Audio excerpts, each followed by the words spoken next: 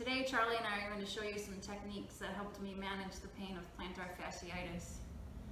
I was dealing with this for about 6 months 2 winters ago, and it's very painful. First, the main thing that helped me to lessen the pain was losing some weight. When I was carrying around extra pounds, all that extra pressure on my feet was not helping at all with the inflammation on the Achilles tendon. The next most important thing that I found for myself is to, at night when I sleep, to use ankle braces. And I've tried lots of different ones. The one that I like the most is this one. It says Next Care, but I have not been able to find it. I've had it for years and I haven't been able to find it again. And then there's one, I haven't been able to find this one either. But I really like this Next Care one because it's really flexible and it doesn't cut into my skin anywhere. You just wrap it around your ankle, Velcros. You know, you can move your foot, but sleeping at night with these really helped a lot.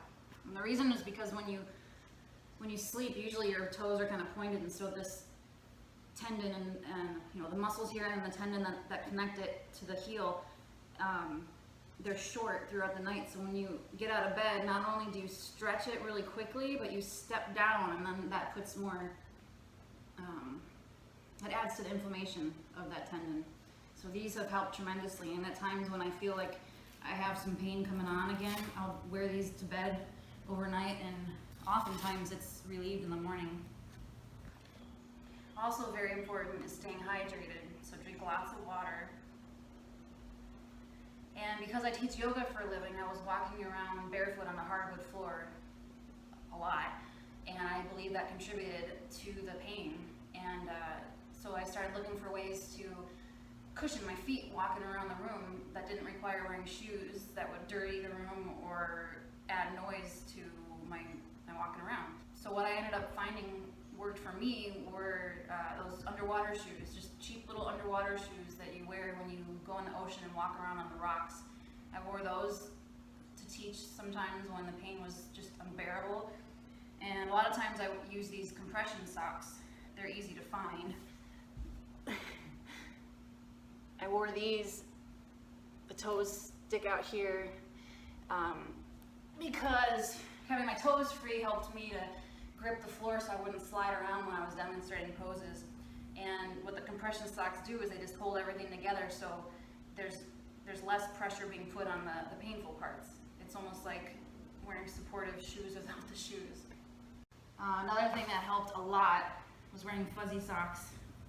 Get them anywhere, because when your feet are cold, that can add to the pain. So keeping my feet warm was really important, especially in the fall and winter months.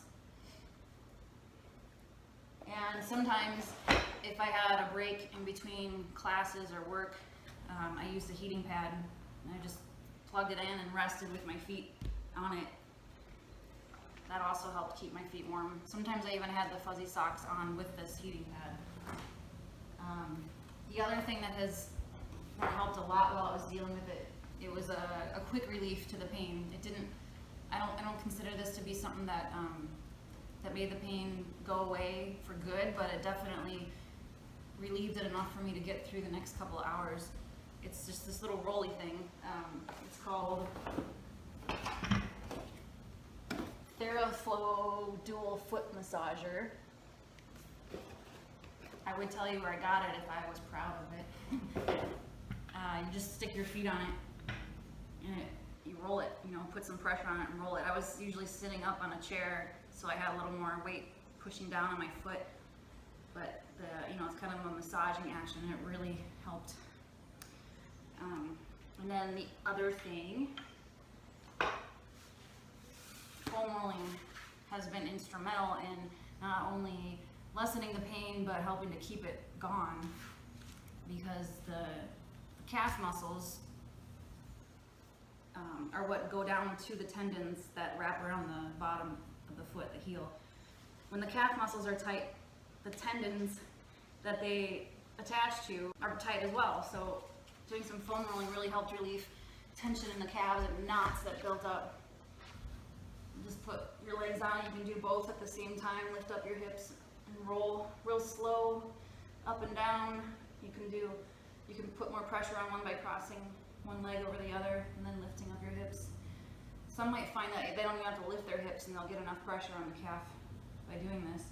Not only do you want to go straight at the back of the calf, but it can also be really helpful to turn your leg out to the side a little bit to get the outer calf muscles, the lateral calf muscles, and roll up and down, and then take the weight off of it, and then turn and do the medial calf muscles.